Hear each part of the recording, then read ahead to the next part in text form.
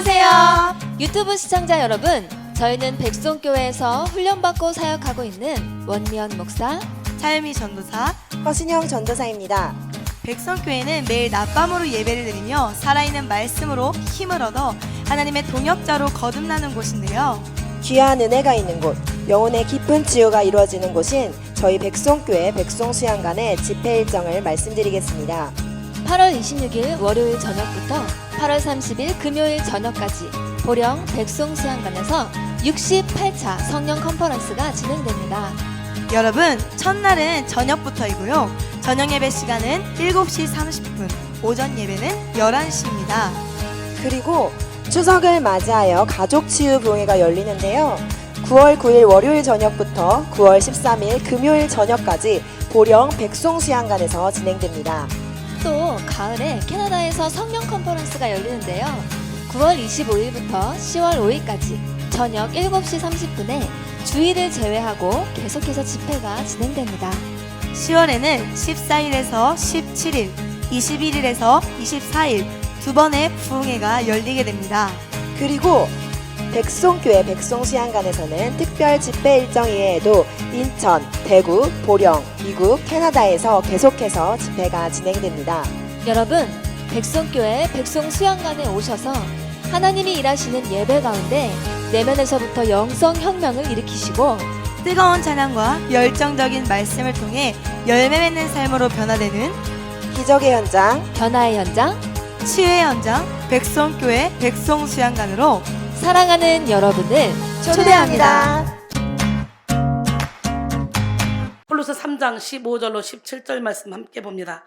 골로새서 3장 15절로 17절 말씀. 그리스도의 평강이 너희 마음을 주장하게 하라. 너희는 평강을 위하여 한 몸으로 부르심을 받았나니 너희는 또한 감사하는 자가 되라.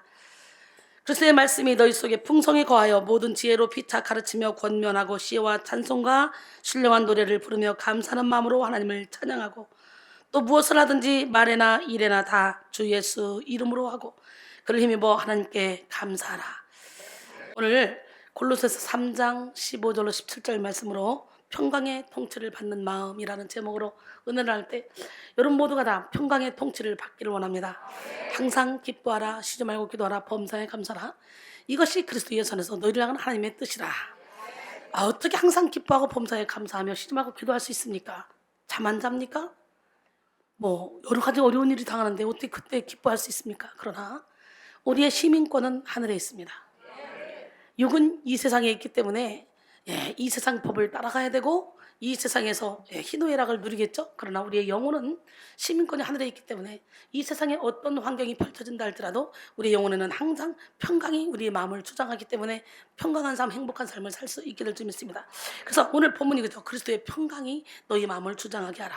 너희는 평강을 위하여 한 몸으로 부르심을 받았나니 너희는 또한 감사하는 자가 되라.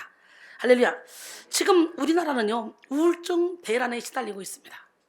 우울증의 국내 환자 수가 어느새 약 70만 명에 이른다고 합니다. 건강보험 및 의료급여 심사 결정 자료에 따르면 국내 우울증 환자 수는 2013년에 50만 명, 2016년에 64만 명, 현재 2019년에 70만 명이라고 합니다. 이렇게 집계됐지만 일반적으로 자신의 상태를 소극적으로 말하는 응답자들 성향까지 감안해 본다면 실제로 우울증을 앓고 있는 사람들은요 진료받은 사람들보다 훨씬 더 많을 것이라고 추정합니다. 실제로 세계보건기구는 한국의 우울증 환자를 약 214만 명일 것이라고 추정했습니다. 맞을 것 같지 않아요? 웬만한 우울증 환자들은 병원 다니면서 치료 안 받죠. 스스로 고통 가운데 있지. 그래서 214만 명일 거라고 추정을 하는데요. 이렇게 우리 사회 전반의 우울증의 어두운 그림자가 빠른 속도로 드리워지고 있습니다. 우울증은 현대인의 흑사병이라고 할 수가 있습니다. 14세기 유럽 인구의 3분의 1을 휩쓸고 간 이 엄청난 이 흑사병보다 더 무서운 질병을 우울증으로 꼽고 있어요. 이 흑사병은 당시로서는 도저히 맞서서 싸울 수 없는 그런 죽음의 세력이었습니다. 그런데 지금은 우울증이 흑사병보다 더 무서운 위력으로 많은 사람들의 생명을 삼키고 있다는 거예요. 통계 결과를 봐도 우울증 환자의 15%는 자살을 시도하고 자살한 사람들의 80%는 우울증 환자라는 것으로 이게 추산이 되고 있습니다. 우울증에 빠진 사람들은 쉽게 마음이 깨어지고 생존에 대한 욕구를 잃어버립니다. 마음에 침투한 우울의 기운은 폐사의 의욕을 잃게 하고 신체적으로, 정신적으로, 감정적으로, 지적으로 일상 기능의 저하를 가져오게 만듭니다. 결국 우울증에 빠진 사람들은 자기 자신을 이기지 못하고 부정적인 감정과 생각에 끌려다니게 되죠. 이로 인해 감정 기복이 심한 상태를 뭐라고 말하냐? 조울증이라고 말하죠. 조울증은 감정 기복이 아주 심하거나 쉽게 우울함을 느끼는 성격 성향을 말합니다. 조울증은 조증과 우울증이 이렇게 번갈아 나타나는 병으로, 조증기에는요 기분이 들뜨거나 불안정하면서 지나치게 활동이 많아지는 상태가 일주일 이상 지속됩니다. 자신감이 넘쳐 말과 행동이 많아지고 잠을 안 자도 피곤하지 않다고 느낍니다. 머리 회전이 너무도 빠르고 아이디어가 떠올라서 일을 많이 벌리고 지나치게 낙관적이 됩니다. 그러나 이런 활동이 과도하고 현실적이지 못한 경우가 많아서 경제적 손해를 보는 경우가 많죠. 증세가 악화되면 다른 사람들과 자주 다투고 공격성을 보여서 폭력을 시도하기도 하고 이렇게 위험한 사람이 되죠. 반대로 조증기에는 그렇고, 또 우울기에는 우울감, 의욕저하, 식욕저하, 불면증 등의 조증 증상과는 반대 증상이 2주 이상이 지속됩니다. 증상이 악화되면 자살 시도를 하기도 합니다. 이런 우울증을 영적으로 보면 악한 영에게 마음의 제어권을 빼앗긴 상태라고 말할 수가 있어요. 우울증에 빠진 사람들은 자신의 힘으로 자기 마음을 지킬 수가 없습니다. 이들은 분노의 영이 시키는 대로 분노하고, 절망의 영이 조절하는 대로 절망하고, 미움의 영이 요구하는 대로 미워하며, 분노의 영이 이끄는 대로 분노하며 혈기내며 살아갑니다. 또한 두려움의 영이 조종하는 대로 두려워하고, 음란의 영이 시키는 대로 끌고 가는 대로 그냥 음란한 삶을 삽니다. 각종 중독의 영이 시키는 대로 중독의 영에 빠져 살아가죠. 자신은 그렇게 살고 싶지 않습니다. 정상적으로 살고 싶습니다. 행복하게 살고 싶습니다. 평안하게 살고 싶습니다. 사랑하며 용서하며 섬기며 살고 싶습니다. 그래도 자신이 원하는 대로 되지 않습니다. 어둠의 영에 이끌려 죄의 통치를 받으며 살게 되는 것이죠. 그 사도 바울도 고백하죠. 말씀의 빛이 딱 내 안에 들어오니까 그때부터 내 안에 두 가지 법이 싸우는데요. 자기 힘으로는 이길 수 없다지고. 로마서 7장 18절로 24절. 내 속 곧 내 육신에 선한 것이 거하지 아니하는 줄 아노니 원하면 내게 있으나 선을 행하는 것은 없노라. 내가 원하는 바 선은 행하지 아니하고 도리어 원하지 않는 바 악을 행하는도다. 이게 다 영적인 거, 영적인 거. 만일 내가 원하지 않는 그것을 하면 이것을 행하는 자는 내가 아니요 내 속에 거하는 죄니라. 이 죄는 뭡니까? 요한일서 3장 8절 보니까 죄를 지는 자는 마귀에게 속한데, 마귀는 처음부터 범죄합니다. 하나님의 아들이 나타나신 것은 마귀의 일을 멸하려 하심이라 그랬잖아요. 내 속에 거하는 죄가 자기가 원하지 않는 것을 자꾸 한다는 거예요. 결국은 내 안에 죄를 타고 들어온 마귀가 나를 끌고 다닌다는 얘기잖아요. 그러므로 내가 한 법을 깨달은 곧 선을 행하기 원하는 나에게 악이 함께 있는 것이로다. 내 속사람으로 하나님의 법을 즐거워하되 내 지체 속에서 한 다른 법이 내 마음의 법과 싸워 내 지체 속에 있는 죄의 법으로 나를 사로잡는 것을 보는도다. 오라 나는 곤고한 사람이다. 이 사망의 몸에서 누가 나를 건져내랴. 단식하죠. 지금 여러분의 마음은 누구의 통치를 받고 있습니까? 지금 여러분의 마음은 무엇에 의해서 움직이고 있습니까? 사람의 마음은 늘 누군가에 의해 무엇에 의해 지배를 받습니다. 죄의 지배를 받든지 하나님의 지배를 받든지, 악령의 지배를 받든지 성령의 지배를 받든지, 죄의 통치를 받는 마음은 하나님의 통치를 받을 수가 없고요. 하나님의 통치를 받는 마음은 죄의 통치를 받을 수 없습니다. 악령의 통치를 받는 마음은 성령의 통치를 받을 수 없고, 성령의 통치를 받는 마음은 악령의 통치를 받을 수가 없습니다. 갈라서 5장 16절로 17절 내가 이르노니 너희는 성령을 따라 행하라. 그리하면 육체의 욕심을 이루지 아니하리라. 육체의 소욕은 성령을 거스르고 성령은 육체를 거스르니 이 둘이 서로 대적함으로 너희가 원한 것을 하지 못하게 하려 함이라 그랬어요. 오늘 여러분의 의지를 하나님께만 내어 드리기를 원합니다. 오늘 우리는 우리의 마음이 오직 하나님의 통치를 받도록 하나님께 우리의 마음을 내어 드려야 돼요. 그리스도의 평강이 우리의 마음을 주장하도록 우리 자신을 하나님께 내어 드려야 됩니다. 하나님의 통치를 받지 못하는 사람의 마음은 그 자체가 지옥입니다. 세상의 부귀, 명예, 권세 모든 걸 다 갖다 줘도 만족함이 없습니다. 우리 인간은 내가 이걸 갖고 싶은데 이걸 못 가지면 죽을 것만 같습니다. 여러분, 우리가 진짜 매달릴 사람은 인간이 아닙니다. 오로지 하나님 한 분밖에 없어요. 오직 주님의 사랑의 줄에 매이는 여러분 모두가 되기를 원합니다. 우리 하나님은 살아계십니다. 하나님은 지금도 여러분에게 말씀하셔요. 사랑하는 내 딸아, 사랑하는 내 아들아, 세상 바라보지 마. 사람 바라보지 마. 육신의 정욕, 안목의 정욕, 이 세계 사랑 쫓아가지 마. 그것들은 너에게 영원한 행복을 주지 못해. 그것들은 다 변하게 돼 있어. 오로지 변하지 않는 예수 그리스도 한 번만 붙잡으면 아무것도 없어도 모든 걸 가진 자처럼, 가난해도 부유한 자처럼, 무식해도 유식한 자처럼 인생을 멋지게 살아갈 수 있게 되는 줄 믿습니다. 할렐루야. 하나님의 통치를 받지 못하는 사람의 마음은 그 자체가 지옥인데요, 많은 사람들이 모든 걸 다 가졌다고 하지만 그 영혼 깊은 곳에서는 아우성입니다. 사랑이 부족하다고. 이 영혼 깊은 곳에서는 사랑을 갈구합니다. 모든 걸 다 가졌다고 착각해도 나도 모르는 사이에 저 영혼 깊은 곳에서 내 영혼이 막 아우성치는 소리, 이 소리를 들어야 되는데 문제는 영적인 문둥이 환자들이라 또 이 영혼이 죽어갈 때까지 이걸 느끼지 못한다는 거죠. 참으로 안타까운 게 이 세상 삽니다. 하나님의 통치를 받지 못하는 사람의 마음은 죄의 지배를 받고 환경의 지배를 받으며 탐욕의 지배를 받고 상처의 지배를 받고 살아갑니다. 그러나 하나님의 통치를 받아봐요. 예수를 주인으로 모셔봐요. 사방으로 우겨 쌓임을 당해도 쌓이지 않습니다. 박해를 받아도 버리면 되지 않습니다. 거꾸로뜸을 당해도 망하지 않습니다. 따끔하게 답답해도 낙심하지 않습니다. 임마누엘 하나님이 함께 계시기 때문에. 할렐루야. 예, 하나님의 통치를 받지 못하는 마음은 자기 욕심의 통치를 받게 되는 거예요. 어떤 통치를 받아?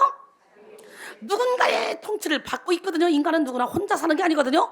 무엇인가에 의해서 움직이거든요. 그러니까 하나님의 통치를 받지 못하는 마음은 자기 욕심의 통치를 받는 거예요. 욕심의 통치를 받는 마음은 채워도 끝이 없습니다. 만족이 없습니다. 아무리 채워도 지옥과 같은 인생을 살게 됩니다. 성경에서 지옥을 뜻하는 표현 중에 무저갱이라는 말이 있습니다. 바닥이 없는 영원한 구렁텅이라는 뜻이죠. 아무리 떨어져도 바닥이 없으니 얼마나 무섭습니까? 계속 떨어지는 거죠. 그런데 욕심의 통치를 받는 마음이 바로 이 무저갱과 같다는 거죠. 그래서 욕심의 통치를 받는 사람들은 욕심에 휘둘려서 어리석은 삶을 살게 됩니다. 집착과 상처로 점철된 괴로운 삶을 살게 됩니다. 여기서 1장 14절로 15절. 오직 각 사람이 시험을 받는 것은 자기 욕심에 끌려 미혹되님이 욕심이 잉태하지 죄를 낳고 죄가 장성한 즉 사망을 낳느니라. 탐심 그 자체가 우상숭배가 되기 때문에 욕심의 통치를 받는 사람은 결코 하나님을 섬길 수가 없습니다. 고린도서 3장 5절에 보니까 그러므로 땅에 있는 지체를 죽이라. 곧 음란과 부정과 사욕과 악한 정욕과 탐심이니 탐심은 우상숭배니라 그랬어요.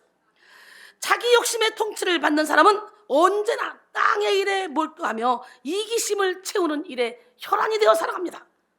마음을 통치하는 욕심은 조급한 인생, 괴로운 인생, 힘든 인생을 살게 하므로 마침내 사망에 이르게 합니다.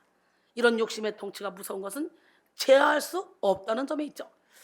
통제할 수 없는 욕심은 무절제한 이기심을 만들고 자기 욕심을 채우기 위해서라면 수단과 방법을 가리지 않게 만듭니다. 그래서 다른 사람들에게 상처를 주는 것도 아랑곳하지 않고 불법을 행하는 것도 거리낌 없습니다. 철저한 자기 욕심의 노예로 살아가기 때문에.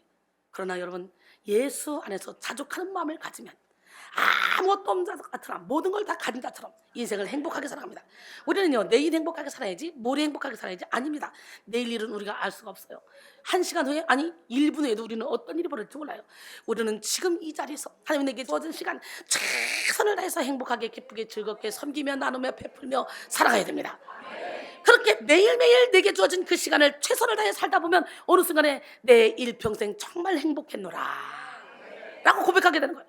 야곱이 축복권에 집착하고 장자권에 집착하고 라헬에 집착하고 요셉에 집착하고 베냐민에 집착하고 살다 보니까 바로왕 앞에 가서 내 인생 130년 험악한 세월을 보냈나이다 고백하죠. 여러분, 여러분의 인생 험악하게 보내면 되겠어요? 그동안에 여러분들은 그렇죠, 이렇게 돈을 모아서 이렇게 공부해서 이렇게 해서 나는 이렇게 멋지게 인생을 살 거다. 여러분은 삶을 아무리 펼쳐봐도 여러분 그때 행복하게 살지 않으면 그때 되면 또 염려, 그때 되면 또 염려. 여러분, 내일 일 걱정할 거 없어요. 한 날 괴로우면 그날이 족하대요. 무엇을 먹을까 마실까 입을까 염려하지 말고 먼저 그의 나라와 그의 이만 구하냐. 근데 저는 옛날부터 그날 하루하루를 최선을 다해 사는 방법이 행복하게 욕심 없이 내일 일을 안 몰라요. 장래일도 몰라요. 그저 하나님이 내게 주신 이 시간을 최선을 다해서 영혼 살리는 데 생명 걸고 살아. 예, 그런 삶을 살다 보니까 너무너무 신기하고 놀라운 것은 삶 가운데 다 흐르는 이 안에 기쁨과 평강과 희락이 넘쳐납니다. 우리 한번 내일 일은 안 몰라요. 한번 고백해 볼까요? 내일 일은 난 몰라요. 하루하루 살아요. 불행이나 여행함도 내 뜻대로 못해요.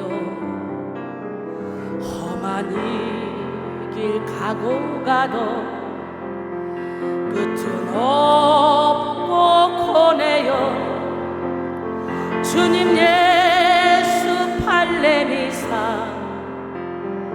내 손 잡아주소서.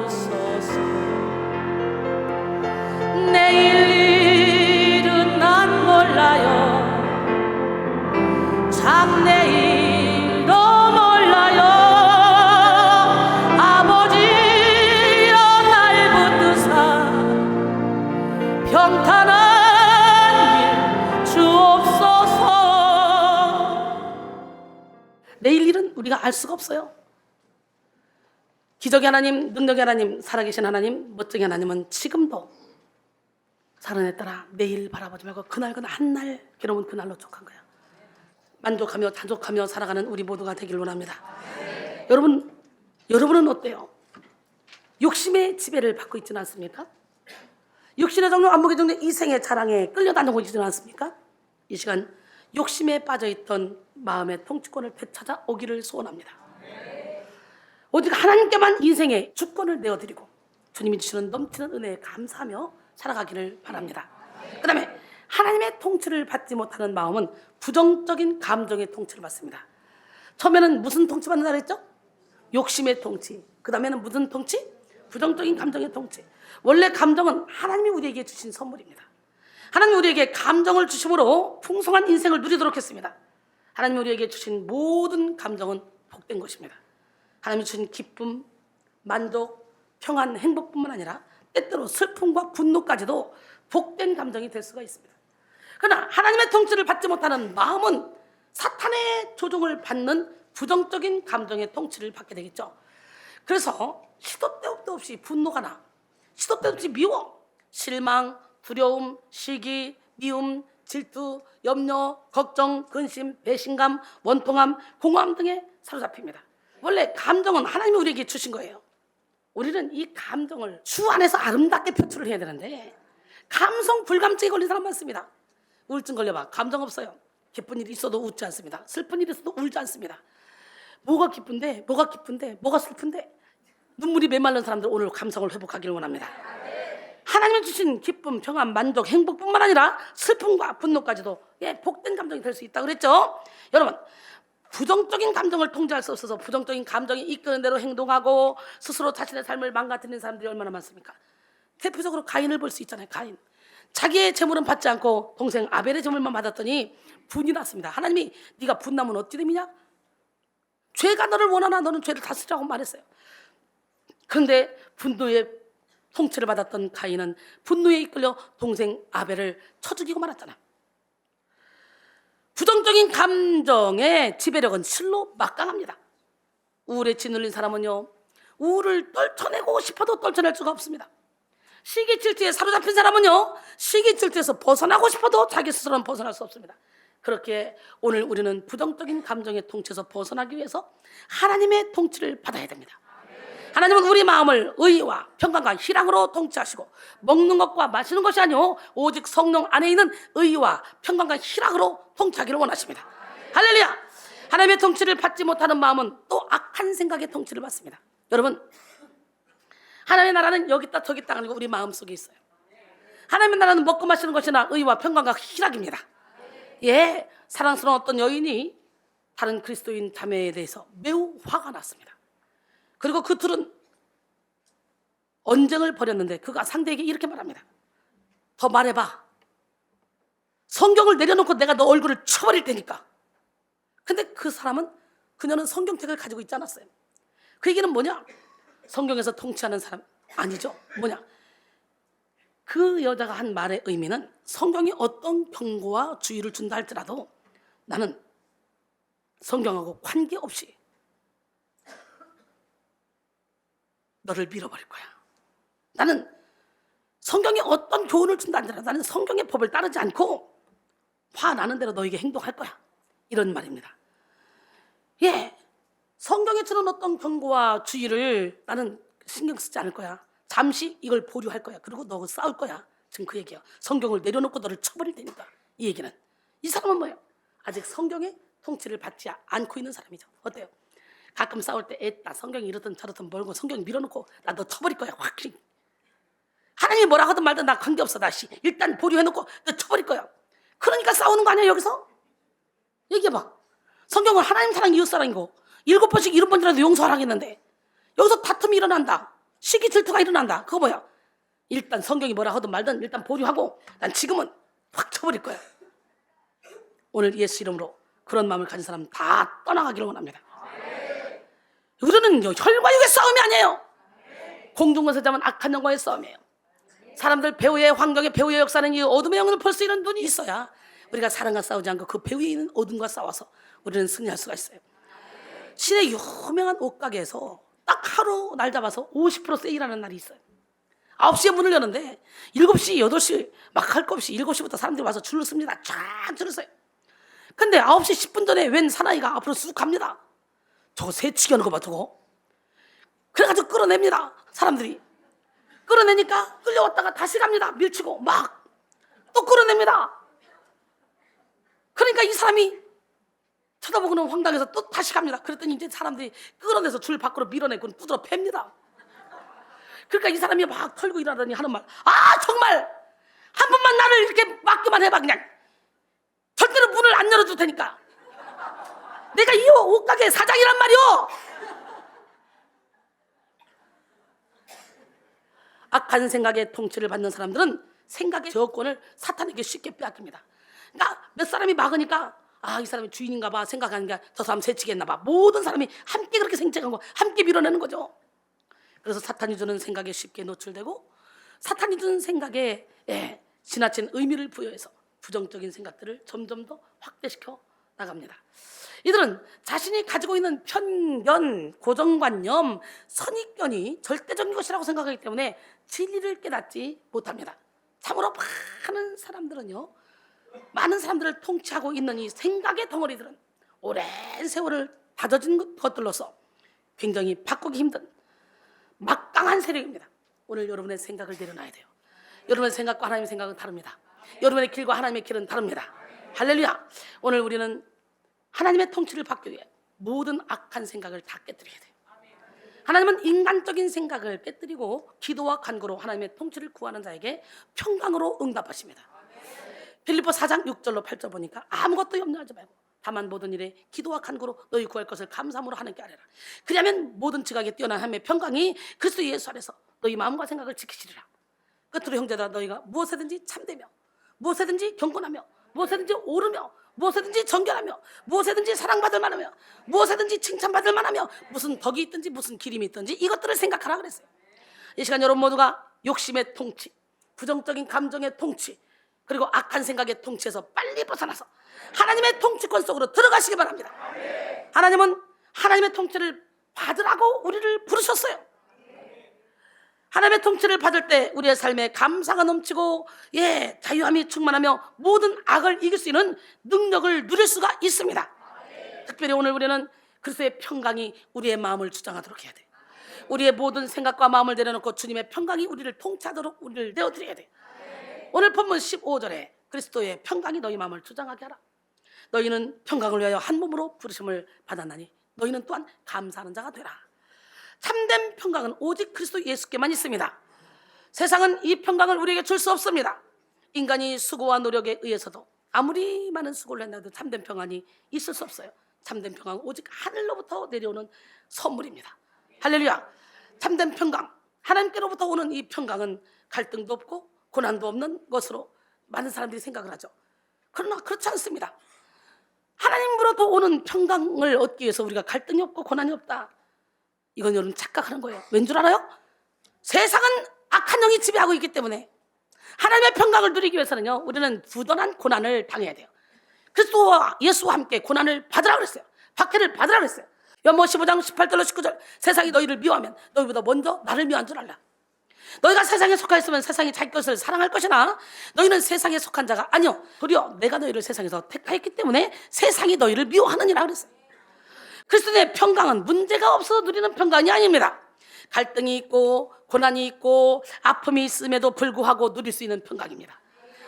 풍랑의 한 복판에서 누릴 수 있는 평강, 고난의 한밤중에 노래할 수 있는 평강입니다. 요한복음 16장 33절에 이것을 너희에게 이르는 것은 너희로 내 안에서 평강을 누리게 하려 합니다. 세상에서는 너희가 환난을 당하나 담대하라, 내가 세상을 이겨노라. 할렐루야. 이 시간 여러분 모두가 그리스도의 평강의 통치를 받으시기를 소원합니다. 저는 예배당에 발을 탁 딛자마자 음성을 들었어요. 너는 죄인이다 3번. 그리고 나도 모르게 내 안에서 맞아요, 나는 죄인이에요, 예수를 믿지 않는 것이 가장 큰 죄였어요. 2번째, 헛되고 헛되며 헛되고 헛되니 모든 것이 헛되다. 네가 지금까지 살아온 생 값지고 멋지고 행복하게 살았다고 너는 자부했지만 내가 주는 기쁨과는 견줄 수 없느니라. 인생은 불의 꽃 같고 잠시 있다 없어질 안개니라.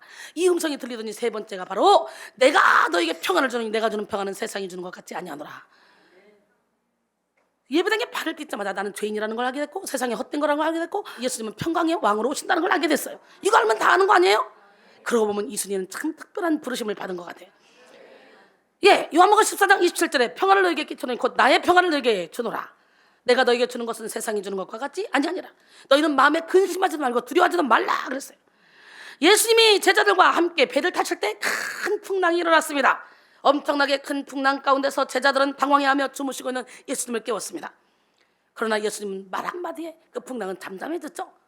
마태복음 8장 24절로 26절 보니까 바다에 큰 놀이 일어나 배가 물결에 덮이게 되었을 때 예수께서는 주무시는지라. 그 제자들이 나와 깨우며 이르되 주여 구원하소서 우리가 죽겠나이다. 예수께서 이르시되 어찌하여 무서워하느냐 믿음이 작은 자들아 하시고 곧 일어나사 바람과 바다를 꾸짖으니 아주 잔잔하게 되거늘. 저는 이거 경험했습니다. 뉴욕에서 집회를 한다고 여행을 가고 집회하고 한다고 저 캐나다 몬트리올 쪽에 갔다가 오는 길인데요, 얼마나 풍랑이 많이 일어나는지, 얼마나 막 천둥번개가 집에 비가 오는지요. 사람들이요 이제 10km 5km 그러다가 자동차를 다 옆에 세워요. 못 가요. 우린 가야 되는데 못 가요. 운전도 안 보여, 아예 안 보여. 근데 내 안에서 갑자기 예수 이름으로 천둥번개는 멈출 줄 알아. 왜? 여호수아가 그랬잖아요. 멈추라고 명령을 딱 했더니요, 그 명령을 하고 나서 금방 점점 천둥번개가 멈추더니 싹 멈춰버렸어요. 그러니까 이제 갈 수가 있는 거예요. 그러니까 옆에 있던 사모님이 너무 신기하니까 성교사님 이 비도 멈추게 해달라고 좀 해주세요. 근데 내 안에서 성령께서 그래, 아직은 때가 아니다. 그래서 사모님 가만히 있어봐. 일단 천둥번개만 멈춰도 가는데 좀 속도 줄여서 갈 수가 있잖아요. 가는데 한 5분 정도 10분 정도 지났더니 지금 명령해라 그러더라고. 예수 이름으로 비는 멈출지어다. 이랬더니 비가 80%, 60%, 50%, 40%, 20%, 10% 오더니 비가 딱 멈췄어요. 너무 놀라가지고 어머머 신기해. 그리고 이렇게 보니까 세상에 거기서 좀 지나가니 거기는 온 흔적도 없이 아주 맨바닥인 거 있지. 멋쟁이 하나님, 기적의 하나님, 능력의 하나님 살아계신데요, 저는요 여호수아 한 것도 해봤어요. 우리 예수님도 이게 풍랑을 멈추게 했잖아. 자연을 주관하고 있는 이 어둠의 세력, 그것들이 명령하니까 딱 멈추는 거지. 기적의 하나님은 살아계십니다.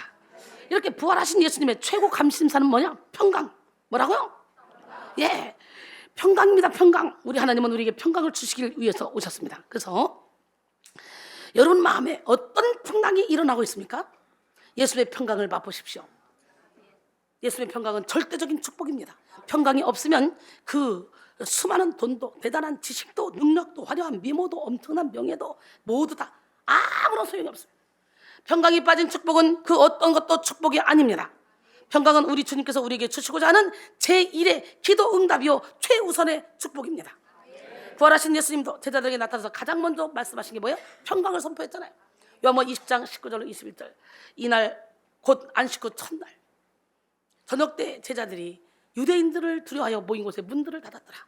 예수도 가운데 서서 이르시되 뭐라고 말해? 너에게 평강이 있을지어다. 이 말씀을 하시고 손과 옆구리를 보이시니 제자들이 주를 보고 기뻐하더라. 이건 너희들이 나를 다 버리고 갔지만 나 용서할게. 평강을 갖도록 해라. 두 번째, 예수께서 또 이르시되 너에게 평강이 있을지어다. 아버지께서 나를 보내신 것처럼 나도 너희를 보낸다. 두 번째 평강은 선교를 보내라고. 선교하러 나가라고. 우리가요 주의 복음을 증거하기 위해서는요 먼저 내 안에 평강을 누려야 돼요. 이렇게 부활하신 예수님의 최고 관심사는 평강. 또 도마가 나는 직접 안 봐서 몰라. 그랬더니 8일 만에 다시 도마 있는데도 나타났어. 거기서 먼저 또 선포하신 게 뭐야? 너에게 평강이 있을지어다. 주님이 가시는 곳은 평강을 선포하셨습니다. 평강이 없이는 예수 그리스도를 깨달을 수 없고 평강의 복음을 전할 수도 없기 때문이죠. 우리는 가장 먼저 평안의 복음이 준비한 것으로 신을 실어야 됩니다. 할렐루야. 사실 우리는 영혼의 평강을 위해서 달려가는 존재들입니다. 이 땅에서 하나님의 나라를 이루며 살아간다는 것은 마음의 온전한 평강을 누리며 살아간다는 의미입니다. 평강은 복음의 핵심입니다. 에베소 6장 13절로 17절 보니까 그러므로 하나님의 전신갑주를 취하라. 이는 악한 날에 너희가 능히 대적하고 모든 일을 행한 후에 서기와 함이라. 그런데 서서 진리로 너희 허리띠를 띠고 의의 호신경을 붙이고 평안의 복음이 준비한 것으로 신을 신고 모든 것 위에 믿음의 방패를 가지고 이로써 능히 모든 악한 자의 불화살을 소멸하고 구원의 투구와 성령의 검 곧 하나님의 말씀을 가지라.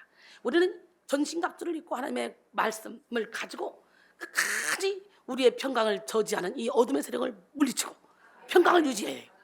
평강은 헬라어로 시작 에이레네, 히브리어로 샬롬. 원어적 의미의 평화는 예수 그리스도의 통치를 받는 상태입니다. 예수는 절대적인 진리로 통치하시기 때문에 예수님의 통치가 있는 곳에는요 악이 떠나고 선이 충만합니다. 여러분의 삶에 악이 떠나고 선이 충만하기 위해서는 예수님의 통치를 받아야 돼. 할렐루야. 그래서 예수님의 통치를 받는 사람들은 모든 불의한 생각과 악한 길을 다 버리고 주님의 뜻을 따르며 예수님이 공급해 주시는 무한한 에너지를 누리며 살아갑니다. 예수님의 통치를 받는 사람들은 주님이 주시는 무한한 에너지로 안정된 삶을 살아가며 자신에게 맡겨진 사명을 지속적으로 잘 감당해냅니다. 그러나 예수님의 통치에서 벗어난 사람들은요 평화가 깨어진 삶을 살죠. 예수님의 다스림을 받지 않는 사람들은 자기 자아의 통치를 받으며 자기 욕심에 미혹되어 살아가죠. 그들은 언제나 중심을 잡아주는 힘을 잃어버림으로 무질서와 혼탁함에 노출된 상태에 놓이고 가야 하는 길을 벗어난 그런 불안정한 상태에서 살아갑니다. 그래서 평화가 없는 사람들은 죄에 노출되어 영혼이 혼탁해지고 무질서 속에서 방황합니다. 오늘 우리는 예수님의 통치를 받음으로 그리스도의 평강이 우리의 마음을 주장하게 해야 됩니다. 골로새 3장 15절에 그리스도의 평강이 너희 마음을 주장하게 하라. 할렐루야. 여기서 주장하게 하라 라는 주도권을 가지고 통치하게 하라 라는 말입니다. 우리가 그리스도의 평강의 통치를 구할 때 그리스도의 평강은 우리 안에 있는 죄를 이기고 욕심을 이기고 모든 악한 영을 다 이깁니다. 이 시간 여러분 모두가 예수 그리스도께 여러분의 모든 영적 주권, 지성적 주권, 감성적 주권, 신체적 주권을 싹 다 맡겨드림으로 평강의 통치를 받으시기 바랍니다. 평강의 통치를 받는 영혼은 강건합니다. 평강의 통치를 받는 지성은 고도의 그런 분별과 탁월한 실력에 이르게 되고 평강의 통치를 받는 감성은 충만하고 행복합니다. 또 평강의 통치를 받는 신체는 균형 잡힌 건강을 누리게 됩니다. 할렐루야.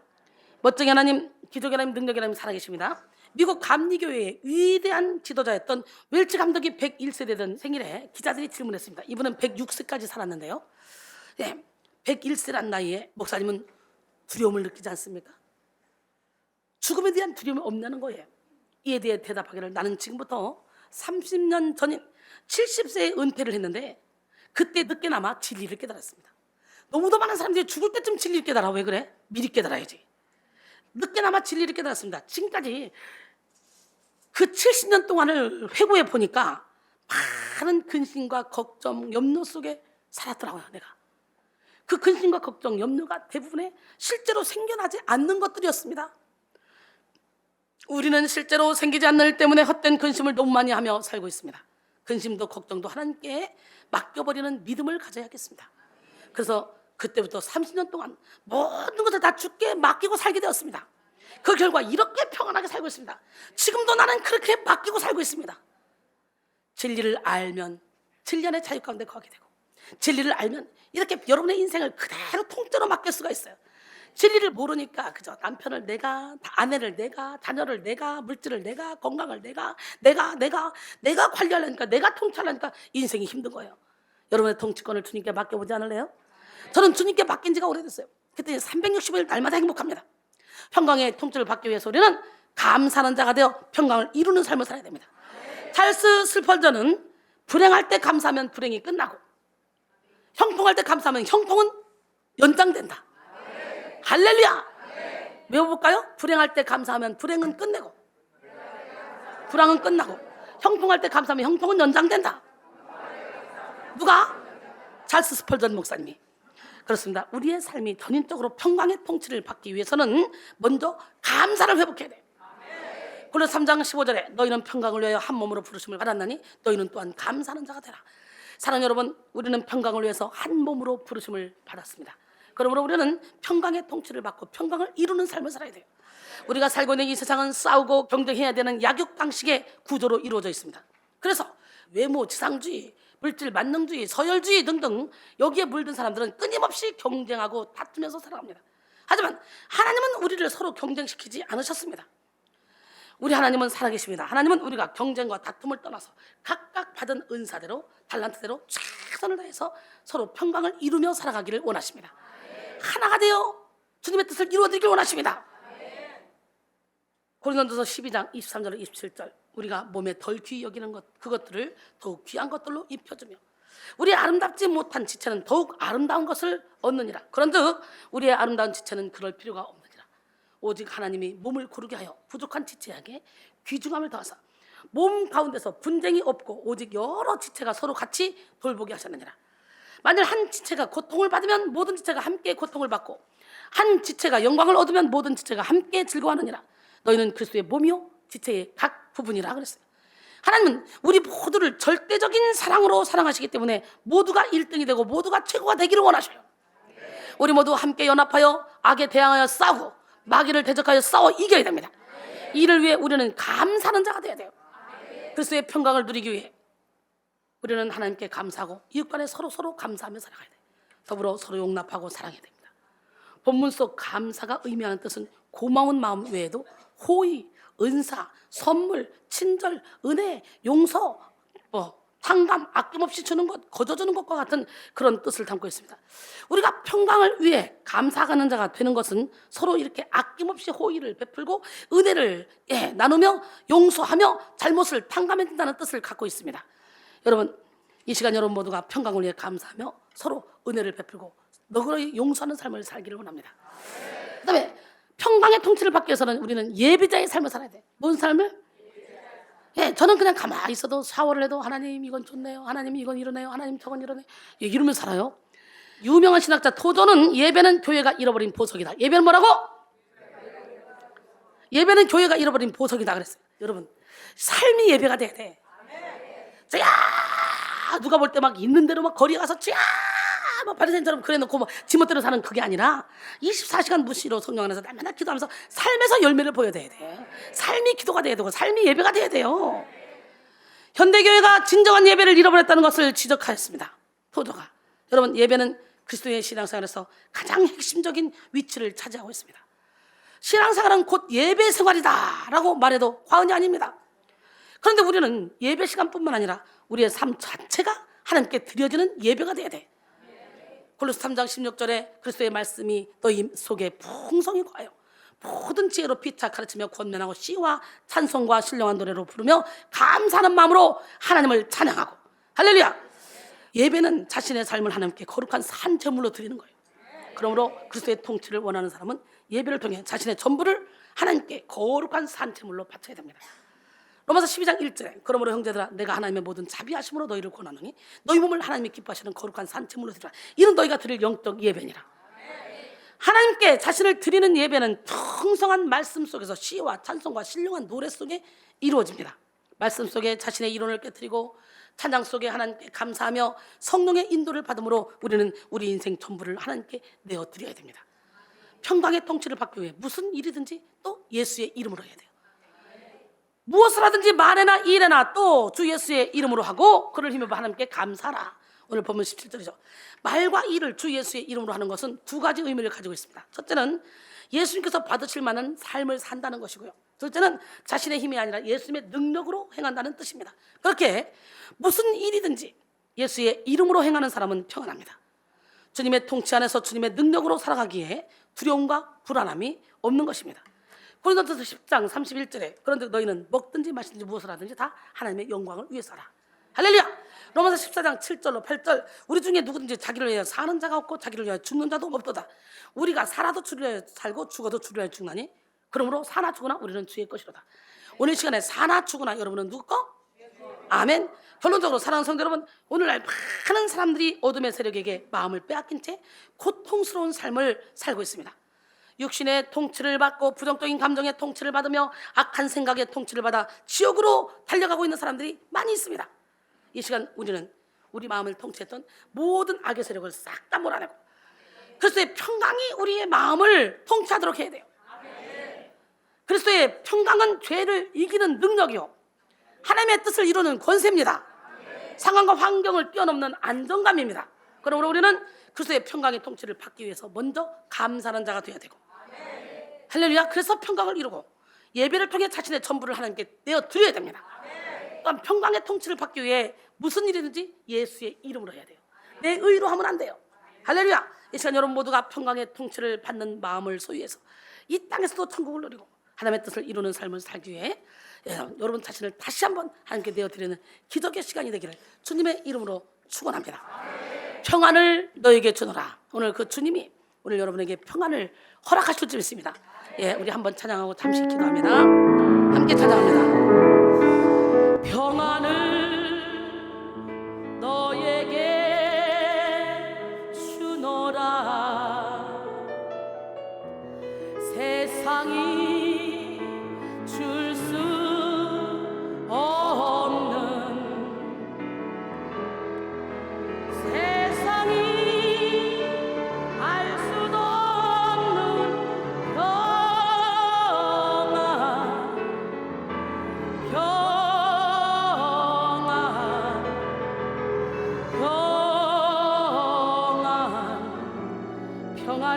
평안을 내게 주노라. 잠시 기도합니다. 사랑의 주님을 찬양합니다.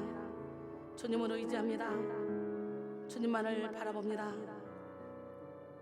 평강의 하나님, 오늘 시간에 우리와 함께하여 주시옵소서. 평강의 통치를 받길 원합니다. 주께서는 심지가 견고한 자를 평강하고 평강하도록 지켜주신다 말씀했기에 오늘 이 시간에 주님 앞에 엎드렸습니다. 평안을 허락하여 주시옵소서.